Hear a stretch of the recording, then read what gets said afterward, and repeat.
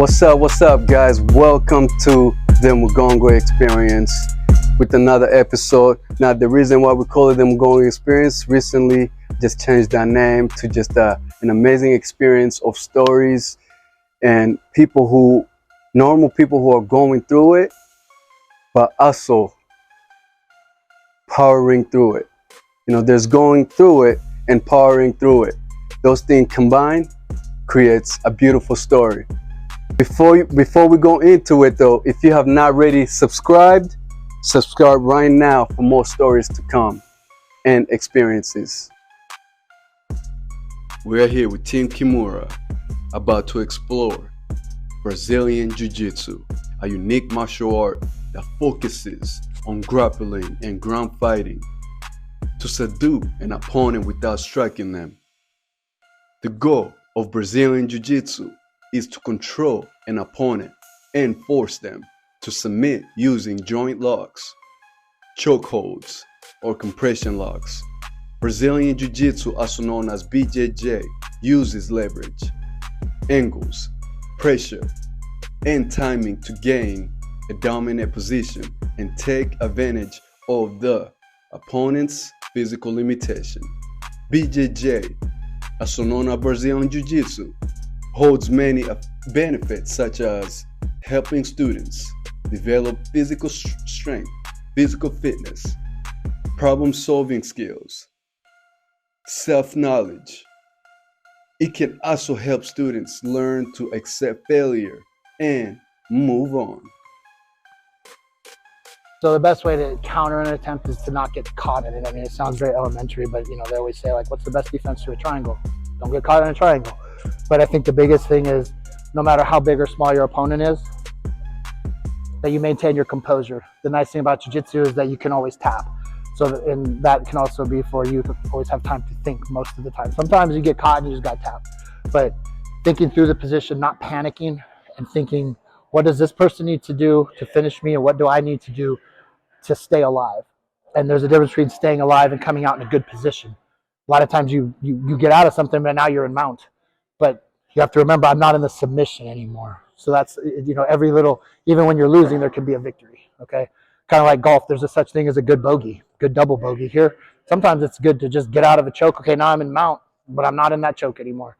That's kind of the way that I approach it, is thinking your way through the position rather than trying to technique or muscle your way out of it. Sir.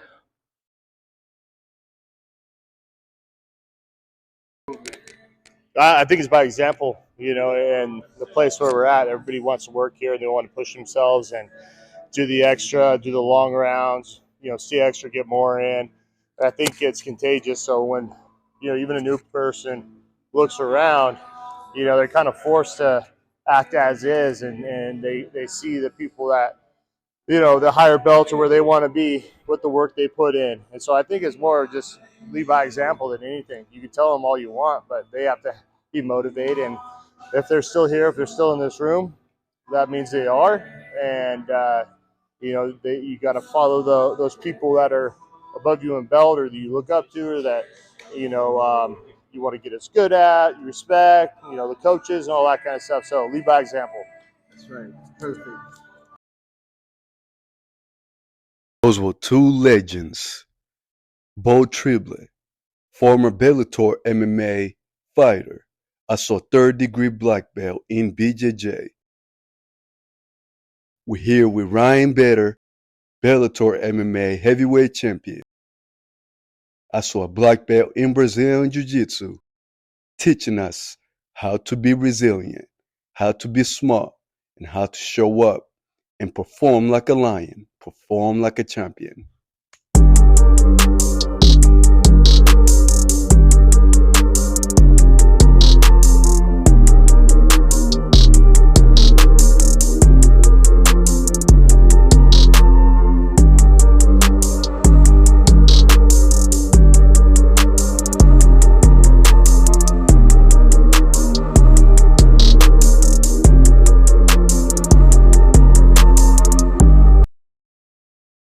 Wisdom, knowledge, and lessons that we can all learn from legends in BJJ. If you want to be a lion, you must train with lions.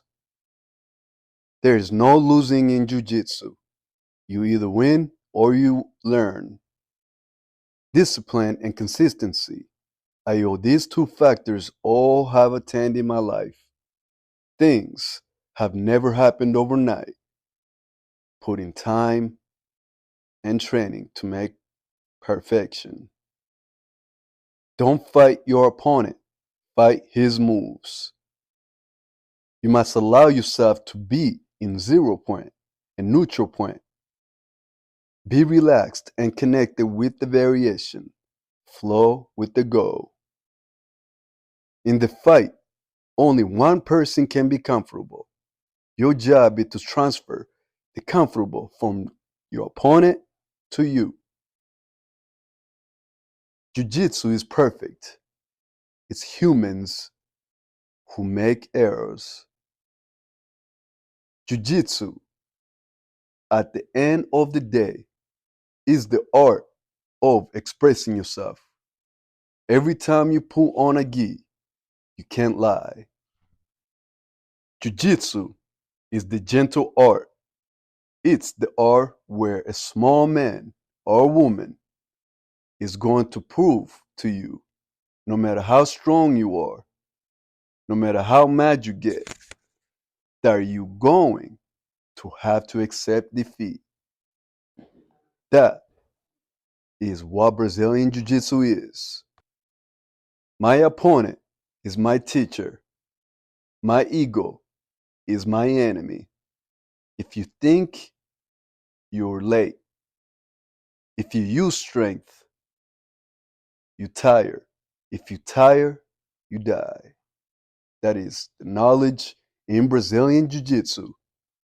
Stick around, learn more of how to be a lion and a champion, and also learn how to overcome, how to be the best version of yourself you can be with Brazilian Jiu Jitsu. We need to find mentors. We need to find teachers to teach us how to navigate these ways. As iron sharpens iron, my friend, your mentor can sharpen you, and you can sharpen your mentor in many ways.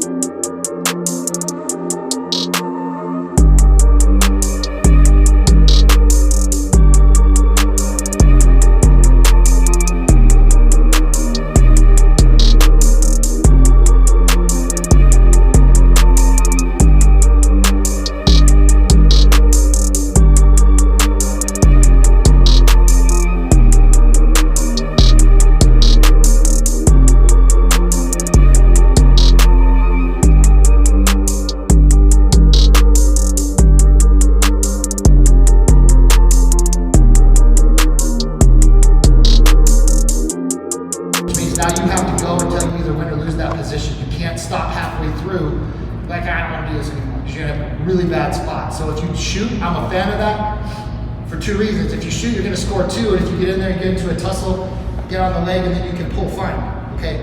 But just going in and kind of doing some kind of half-ass, like that, all that's going to happen is, number one, if you're going with a wrestler, you're going to irritate them, okay? Jiu-jitsu players are immediately going to pull on you, so there's no upside to that. Shoot, okay? Go all in, all right? It's just like when anybody's fighting, you don't throw a right hand like this. You're exposing yourself the same as if you sit on it and throw it. So you're not going to see high-level fighters just kind of That's local level shit, right? You see in the UFC, because if I miss, cool, I'd rather be out of position, maybe get my chance at the fight. Same idea with jiu-jitsu, okay?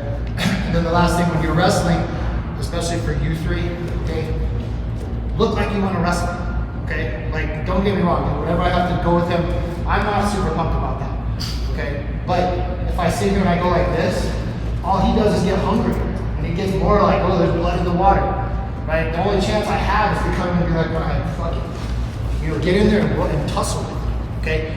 Get on it, right? It changes the momentum of a match, especially in jiu-jitsu, because the jiu-jitsu guys, okay, you go on and grab onto the lapel, give him a good head fake, you know, like, smack him in the neck a little bit, you're like, oh, I'm gonna do this, okay? Trust me, it happens. Now, when I've been doing black belt matches, everybody comes in, love you so much. A lot of fun. And then when you come in here and you shake, it's like, no. Like, come in there and neck check. And I come, bam, right there in the head. Let him know I'm gonna fight. There we go. Like that. Okay, that's a terrible feeling. Okay, and I've gotten it from high-level dudes that have won multiple world titles, every master level, adult. What are you mad at me for? Like the last time I checked, it's a combat sport, man. We can be friends afterwards. Okay, that's the cool thing about here. And if you guys aren't recognizing, people come in here, they leave, their faces all messed up. Like, that was great, I can't wait to come back. Because of the temple we train here, okay?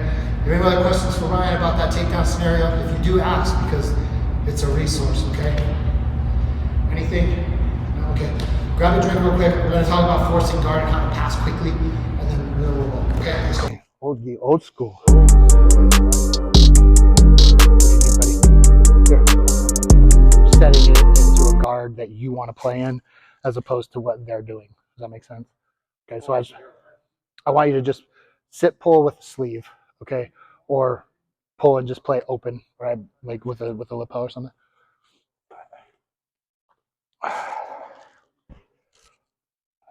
This is fine. Yeah, just like that. Okay, so everybody in here has been training long enough, okay? You know what your pass is, what you like to play from on top, okay? I like to play from over-under, okay? Or something where I can kind of post my knees, you know, over the thigh, behind the knee, something like that, okay? We go with like Mikey. Mikey likes to speed pass. He likes to step through. He's real good at it, right? He'll step through and you got to kind of turn, stuff like that. So Mike might be comfortable when Dusty pulls, kind of staying in that position. I'm going to force half guard or to an over-under, okay? So when Dusty comes in, all right, most of the time Dusty's pull is he hits this nice sit pull, right? And I come in here, okay? So if I stay right here, Dusty has control of the scenario, okay? So rather than, I know just play whatever guard you want right here, okay? So he's going to pull the half, okay?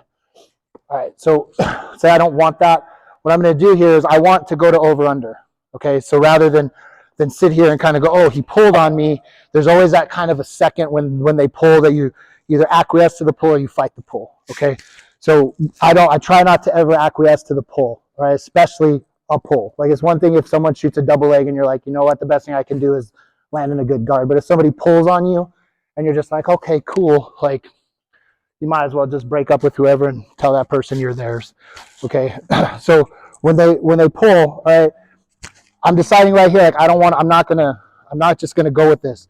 All right, so I need to kill one hip, all right, and change the motion. Okay, so most of the time I'm gonna get on the gi, kind of drive the knee down and kind of open some space to here. Okay, so now I know what he's gonna do. He's not gonna leave his knee here, right? So as soon as that knee comes up, I'm immediately pummeling to the under. Okay, now he's on defense. Okay, so when he does that, I drop that knee, boom, he comes in here, and now I'm in over under. Okay, I set the motion. Okay, to where now he's defending me, I'm no longer defending him. Okay, come back in, just open guard. All right, let's say we're playing here. All right, Dusty's playing with my sleeves. Okay, one of the things he wants me to do is he wants me to do this. Okay, it's not, so don't do that. If you know what he wants you to do, don't do it. Okay, I need to get that sleeve clear. Okay, the way that I'm going to kill this position here, I'm going to split him down the middle with my knee. Okay, now he has to work in two pieces now. They're not going to work together. Now I can start working on getting my hands free. Okay, again, controlled in here. Okay, I'm not doing this, right? That's what he wants. Okay, so when I'm in here, like I'm just gonna kind of come in, start moving my hands around, keep that grip. Okay, when I start to move my hand in here, he's got to make a choice whether he's going to continue to hold that grip, okay, or he's going to let it go. But what is he going to do if he keeps that grip? Where are you going to go from there with that grip? Exactly. So now he's just making it worse on himself. And as I come in here now, okay, you say you're just improving the guard by continuously closing the space and taking away the grip, okay? So the other part is when you're on top, you got to kill the space. Okay, most people, like if you roll with Missy, when she gets a little space, you're ending up in a triangle. That's just the bottom line. Okay, you need to stay down and tight.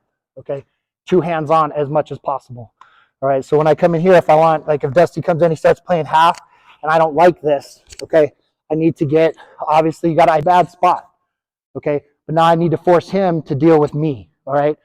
Number one thing, you got to extend that underhook, okay? You have to extend the underhook and make it to where it's not, where that elbow is not behind my back or in line with my hip. As soon as I get to here, now I have a fighting chance. Now I can start using that to move, okay? In here, if I just keep doing this, okay, as a half guard player, I'm telling you, this is what I want you to do, okay? You're going to sit back, give hard pressure, okay? And then just think of it as wrestling. Just sprawl. You're killing that underhook. Don't try to beat the underhook with a pass. You got to beat the underhook first and then look for the pass. Okay, so more comes with identifying how you get out of, how to like stifle certain things. Put leg lasso on. This one we were talking about last week with Jair, right? It's the leg lasso. Okay, if me and Dusty are playing leg lasso, go ahead and kick it and bring your foot forward.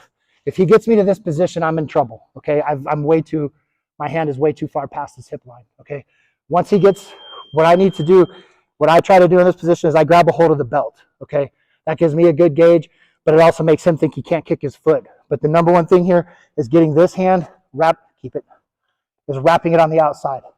Okay, that now he has no control there. Okay, that is like number one, is getting that hand on the outside. You got to get at least one hand free. All right, the second one here, especially if you're an old dog, is right here, getting this knee and kill this. Okay, he has nothing here now. Okay, he's going to feel like he does. He's going to start moving and kicking, but he's going to have to let go of something. Okay, the key is like once he lets go of something, okay, now I'm going to start moving. More pressure this way, hands on him. Okay, the second I do this, he now has all this motion. He can move here. Here, he's going to feel like he's stuck. Okay, all right, does that make sense to everybody? Okay, just this position over here that Barnes was in. He's scoring on that takedown, right? He's getting to this position here, right? And instead of just immediately passing, getting the knees behind the hip, okay? A lot of us do this here, and you try to pass, and then Dusty catches your leg, right? So rather than doing that, okay, I'm going to come in here, start wrapping here, right? So now when you get into this position, boom, now you're in the spot Drake was just in. Here. His knee is in my. You know, so it's more of like a stall tactic, right? This is the same idea. Okay, it's just putting yourself, like making them that overstep on the ankle. You can't move your foot, but you can't figure out why. It's like that Sandman choke we did last week. People are like, and all of a sudden they see your hand out here doing shit here. They're like, well, what the hell is he gripped on? Like, where's this other hand coming? He said, this is easy to defend, and then you come in here. Barnes, I don't like you backing up. Mm-hmm. Well, so the reason I don't like you backing up is because now you have to depend on your athleticism. Okay, which. Well, I was trying to get to a point where I could get here to pull that and switch to hands. Okay, but watch. Just think of it like this, okay? And I'm going to be hard on you right now because you're a black belt. When you step forward, I don't really tailor it, especially if you have like a mixed levels class. I try to teach things that I know through my experience or watching other people. I teach things that I know are effective. There's a lot of really flashy stuff in jiu-jitsu, and it's awesome to watch. But there's a reason that people give seminars on that one thing that they do, because most people can't do it. So, but most people can pull the half guard or full guard. Most people can do a triangle, an arm bar, half guard sweep. So I really go based off of like basics win, and constantly like doing the little things in those positions that will make you effective in your guard, your passing, your sweeping, your submissions. Is those little things that a lot of people don't cover, just clamping feet or getting a certain grip or having both hands on your opponent, stuff like that. That's how I do it for everybody. Sir, appreciate it.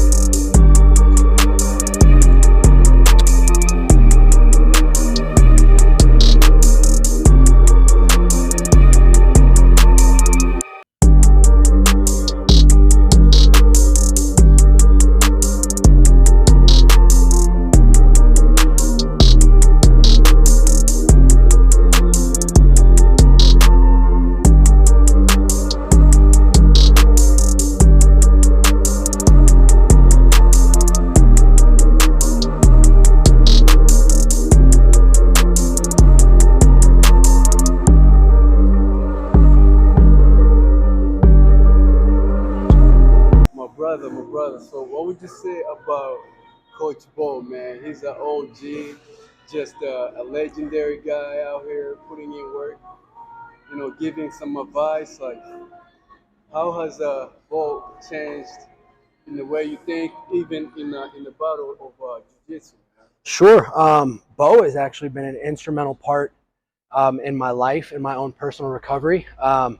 In 2018, I lost my dad. So, at 23 years old, you just get out of playing football.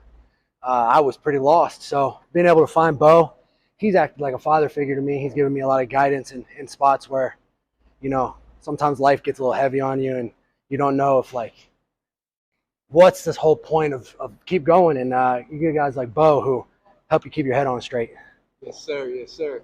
What is it like, man? From this first day you stepped out here, the first day you stepped out here to where you are now.